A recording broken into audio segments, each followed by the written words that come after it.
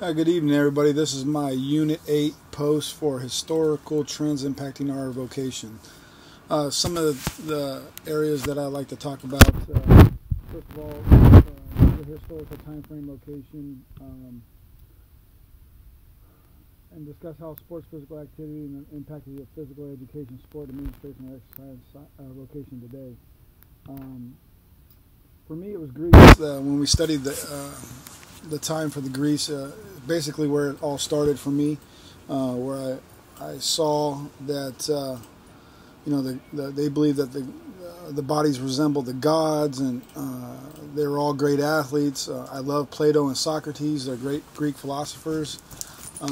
Besides being philosophers, they were great athletes as well, and that's where all the Olympics started that we read later on in the unit. So for me, it all I really enjoyed learning about the Greek era there.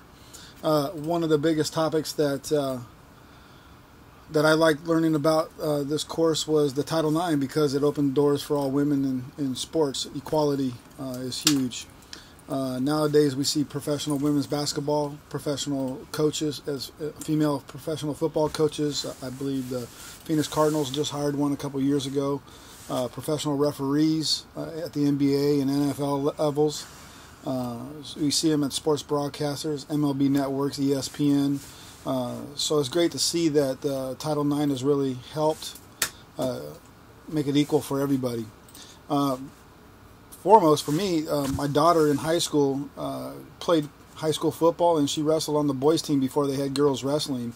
Well, she didn't play a whole lot, but she played, ever since like 7th grade Pop Warner. So to have that opportunity to experience that firsthand was great. To see my daughter play a team sport that was predominantly all boys, and also wrestled. She didn't win too many events. I don't think she actually won one. She actually broke her collarbone from being slammed, but it taught her perseverance. She got through it. She never quit, and so that's really awesome to see that it actually impacted my daughter's life, the equality and the Title IX area.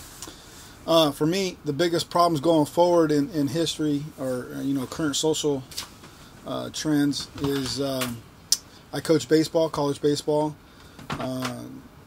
and I think the biggest concern, I know, is just mandated this year in the NAIA and our Pac-West Conference, the performance-enhancing drugs testing.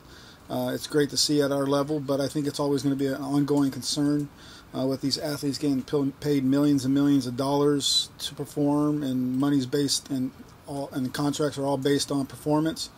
So I think that's always going to be a challenge in the sport of baseball or any other sports. You go back in history in baseball, or even Lance Armstrong, who won all those Tour de France's and all those things, and he used performance-enhancing drugs. So I think that's always going to be an issue. But that's my post for tonight. I hope I answered all those questions, and I look forward to your guys' response. Have a good evening. Thanks.